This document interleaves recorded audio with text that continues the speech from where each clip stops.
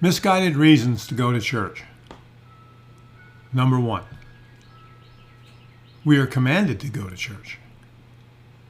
Hebrews 10:25 says in the Amplified, "Not forsaking or neglecting to assemble together as believers, as is the habit of some people, but admonishing, warning, urging, and encouraging one another, and all the more faithfully as you see the day approaching."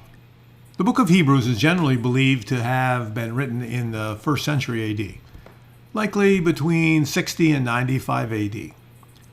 Some scholars suggest a date closer to 70 AD, while others propose dates closer to the end of the 1st century. Christians began meeting in church buildings gradually over the first few centuries of the Christian era. In the earliest years of Christianity, believers met in private homes or in public spaces such as synagogues or outdoor areas. The concept of dedicated church buildings emerged as Christianity became more established and organized. The transitions to purpose-built church buildings can be traced to the period after the Roman Emperor Constantine's Edict of Milan in 313 AD, which legalized Christianity in the Roman Empire.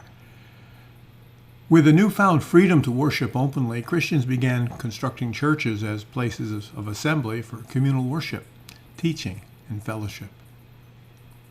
If we are commanded to go to church, why did the writer of Hebrews pen this almost 250 years before there were church buildings?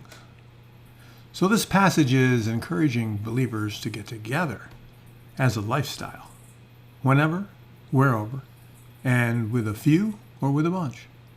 For what we each have is beneficial for one another, so we need to share whatever it is with one another. Ephesians 2:10 is a good commentary for that. In Hebrews 10:25, the Greek word for assemble is derived from another word which means get together. This passage is not about meeting together. It's about spending time with family and the family of God. When we spend time with family, we're encouraged. We sometimes are corrected by what we hear, and we're motivated by those who love us. The truth is, the writer of this book knew that everyone needs to be encouraged in the faith. So, he admonished these folks to spend time together. For example, Bob has to go to the next town to pick up a new barbecue grill. So he calls Ted and asks if he'd like to ride along. Ted agrees, and as they spend time together, they're encouraged, admonished, or motivated in the faith, or some combination of the three. It was never about the grill. It was about taking opportunity for fellowship. The writer also expressed his desire that these times of getting together with other believers should increase, which is only natural, for Jesus is revealed in many ways in Christian fellowship. And who does not want more of Jesus revealed? While scheduling time for these things is not necessarily wrong, it appears from the context that structure cannot replace organic occurrences. I do not see anywhere in this context about gathering together to hear one man's thoughts about any particular topic. I do see the benefit for all when all continually interact as God intended.